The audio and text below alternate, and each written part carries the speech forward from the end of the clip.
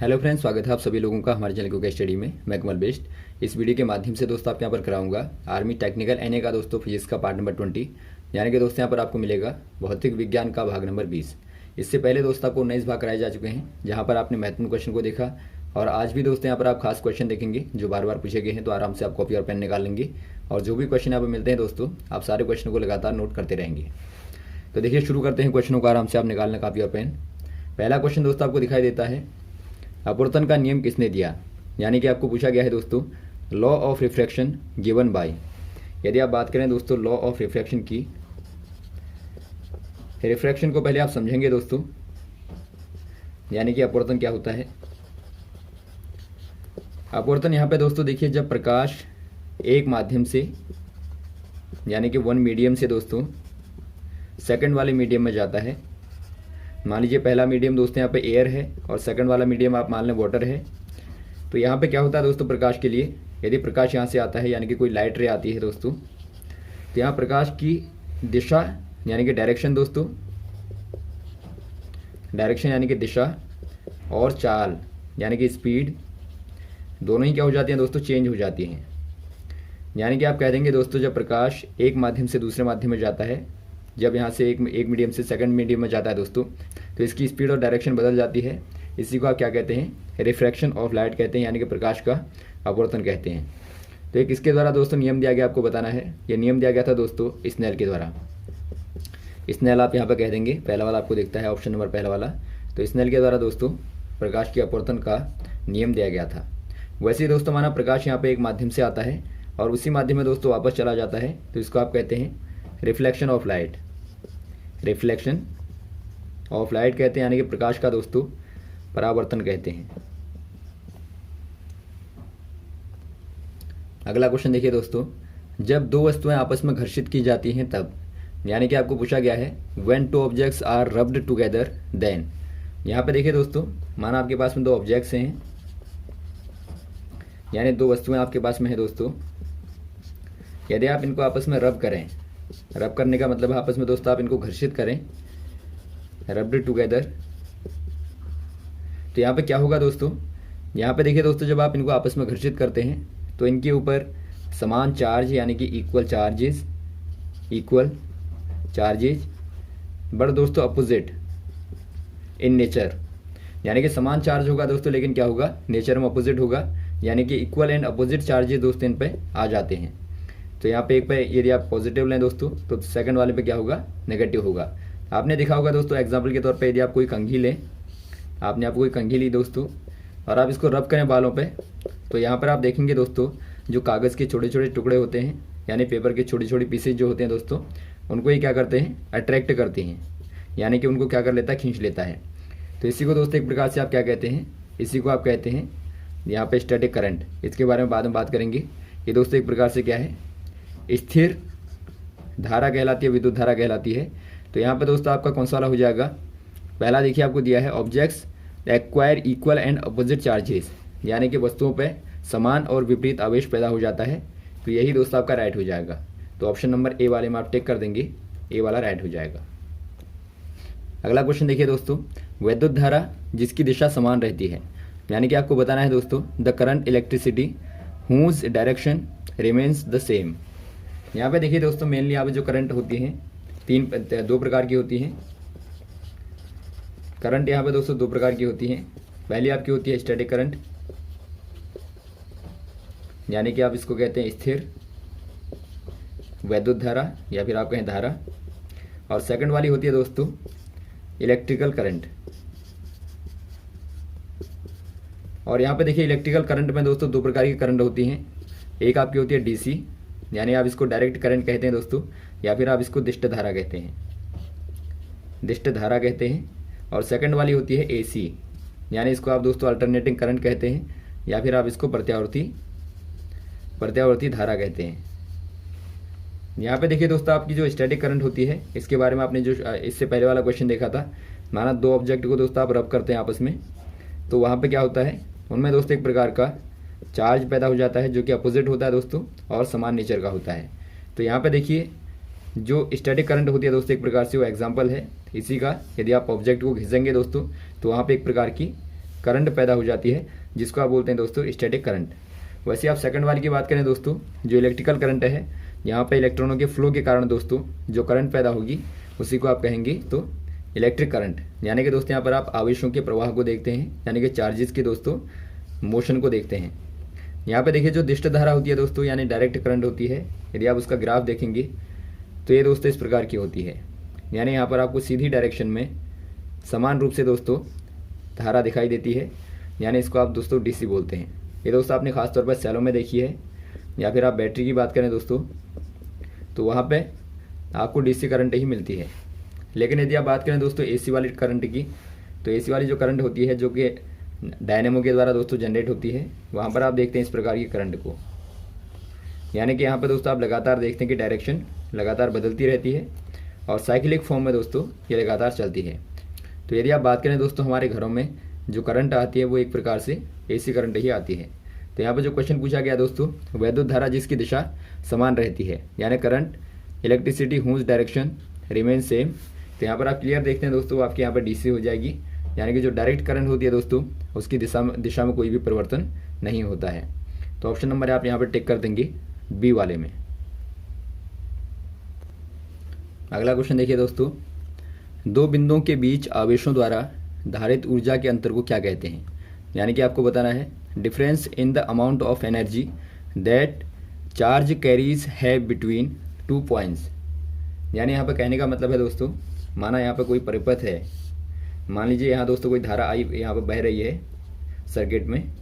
यहाँ पर दोस्तों माना आप क्या करें, एक प्रतिरोध यहाँ पर ऐड कर दें, तो इससे क्या होगा दोस्तों, यानी आपने यहाँ पे रेजिस्टेंस को ऐड कर दिया, प्रतिरोध को जोड़ दिया दोस्तों, तो इससे क्या हो जाएगा, ये जो 2 पॉइंट हैं दोस्तों ए और बी आप मान लें, इनके बीच में करंट का जो मान होगा वो अलग अलग हो जाएगा। यानी कि आप यदि एक चार्ज को यहाँ से लें दोस्तों और यहाँ पे लें, तो आप देखेंगे दोनों के चार्जों की जो एनर्जी होगी दोस्तों उनमें क्या होगा, एक प्रकार से एक डिफरेंस होगा। तो यहाँ पर आपको बताना है जो 2 आपके चार्जेस होंगे, यहाँ पे जो आपका चार्ज एनर्जी होगी और दोस्तों जो आपकी यहाँ पे होगी ये आपका ए पे है, और यहाँ पे जो आपकी होगी चार्ज एनर्जी बी पे दोस्तों, दोनों का डिफरेंस यानी कि दोनों के अंतर को दोस्तों आप क्या कहेंगे, इसको आप दोस्तों कहते हैं पोटेंशियल डिफरेंस। पोटेंशियल डिफरेंस आप कह देंगे, या फिर दोस्तों आप कहते हैं विभवांतर। तो ये दोस्तों आपका कहलाता है विभवांतर। ऑप्शन नंबर पहला वाला दिखता है दोस्तों आपको पोटेंशियल डिफरेंस यानी कि विभवांतर। नेक्स्ट क्वेश्चन देखिए दोस्तों, प्रतिरोध का व्युत्क्रम है, यानी कि आपको बताना है रेसिप्रोकल ऑफ रेजिस्टेंस इज। यदि आप बात करें दोस्तों रेजिस्टेंस का रेसिप्रोकल, यानी कि व्युत्क्रम, ये क्या होता है दोस्तों, आप देखते हैं रेजिस्टेंस को आप आर से रिप्रेजेंट करते हैं, तो इसका रेसिप्रोकल होगा 1/r। तो 1/r क्या होता है दोस्तों, ये आपकी होती है कंडक्टिविटी, या फिर आप कहें दोस्तों कंडक्टेंस होता है। यहाँ पर आप कह देंगे कंडक्टेंस जो होता है दोस्तों आपका डायरेक्टली होता है प्रोपोर्शनल टू 1/r, या फिर आप कहें दोस्तों इनवर्सली प्रोपोर्शनल टू r। तो यहाँ पर आप देखते हैं जो कंडक्टेंस होता है यानी कि जो चालकता होती है दोस्तों, वो एक प्रकार से प्रतिरोध की क्या होती है, व्युत्क्रम होती है। तो ऑप्शन नंबर आपका सी वाला दिखता है, तो आप सी वाले में टिक कर देंगे। यानी कि दोस्तों प्रतिरोध जितना ज़्यादा होगा कंडक्टिविटी का मान उतना ही कम होता है। तो यहाँ पर आप देखते हैं दोस्तों जो आपके सुपर कंडक्टर होते हैं, सुपर जो कंडक्टर होते हैं दोस्तों, उनका प्रतिरोध जो है कम से कम आपका 0 के लगभग आपका अप्रोक्सीमेट होना चाहिए। यानी कि आप जब यदि प्रतिरोध को दोस्तों 0 की ओर ले जाएंगे तो वहाँ पे जो कंडक्टिविटी है दोस्तों वो लगातार बढ़ती रहती है। यदि आप 0 कर दें तो उनको आप कहते हैं सुपर कंडक्टर। और यहाँ पे देखिए दोस्तों, यदि आपको पूछा गया इनका एसआई मात्रक क्या होता है, जो कंडक्टेंस होता है, कंडक्टेंस का जो एसआई मात्रक होता है यानी कि एसआई यूनिट जो होती है वो क्या होती है दोस्तों, ये आपकी सीमीन होती है। ये क्वेश्चन आता है, ये आपका दोस्तों सीमेंस होती है, तो इसको आप याद रखेंगे। अगला क्वेश्चन देखिए दोस्तों, निम्न में ध्वनि के लिए सत्य नहीं है, यानी कि आपको बताना है which one is wrong for sound. यहाँ पे देखिए साउंड के केस में दोस्तों आपको 3-4 यहाँ पे रिलेशन दिए हैं, इनमें से कौन सा वाला गलत है आपको बताना है। Sound directly proportional to temperature, यानी कि साउंड डिपेंड करती है टेम्परेचर पे। बिल्कुल आपका डिपेंड करती है दोस्तों, आपको मालूम होगा। यदि आप टेम्परेचर को दोस्तों नॉर्मल रखें 25 पे दोस्तों, तो यहाँ पे स्पीड ऑफ साउंड जो होती है नॉर्मल एयर में, ये आपकी दोस्तों क्या होती है 332 मीटर पर सेकंड होती है।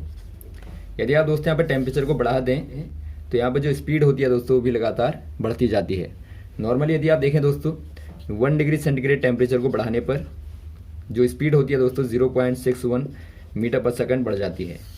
यानी कि दोस्तों आप कहेंगे टेम्परेचर पे साउंड डिपेंड करती है, यानी कि साउंड की जो स्पीड है वो दोस्तों टेम्परेचर पे डिपेंड करती है। सेकंड वाला आपको दिया दोस्तों sound directly proportional to humidity, यानी कि जो साउंड की स्पीड है वो ह्यूमिडिटी पर डिपेंड करती है। जो साउंड है दोस्तों, यदि आप साउंड की स्पीड की बात करें तो ये दोस्तों ह्यूमिडिटी पे भी डिपेंड करती है, यानी कि उष्णता पे भी दोस्तों डिपेंड करती है। यानी कि दोस्तों आप ह्यूमिडिटी को बढ़ा देते हैं तो वहाँ पर साउंड की स्पीड क्या हो जाती है दोस्तों, बढ़ जाती है।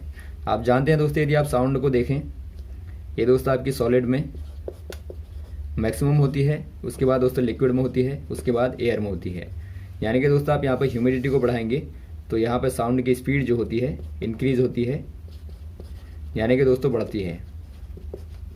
तो यहाँ पर आप ध्यान देंगे, ये आपका दोस्तों राइट होगा। अगला देखिए दोस्तों, आपको दिया साउंड डायरेक्टली सॉलिडिटी, तो ये भी आपका राइट है दोस्तों। आप देखते हैं कि सॉलिडों में क्या होती है साउंड की स्पीड दोस्तों मैक्सिमम होती है सॉलिड में। तो यहाँ पर आप कहेंगे दोस्तों जितना ज़्यादा सॉलिड होगा दोस्तों उतना ही ज़्यादा यहाँ पर स्पीड होती है। तो ऑप्शन नंबर आपका सी वाला भी राइट है। तो डी वाला यहाँ पर देखिए दोस्तों, आपको दिया sound speed directly proportional to vacuum, यानी वैक्यूम कहने का मतलब है दोस्तों निर्वात। और आप जानते हैं दोस्तों जो साउंड की स्पीड होती है, यानी कि ध्वनि की जो चाल होती है वो दोस्तों वैक्यूम में 0 होती है। यानी एक प्रकार से यदि आप कहें जो साउंड होती है दोस्तों, साउंड एक प्रकार से लॉन्गिट्यूडनल वेव होती है, या फिर आप कहें दोस्तों मैकेनिकल वेव होती है, जिसके लिए दोस्तों माध्यम की आवश्यकता होती है। यानी कि बगैर माध्यम के दोस्तों साउंड ट्रेवल नहीं करती है। तो ऑप्शन नंबर आपका डी वाला जो है रॉन्ग हो जाएगा।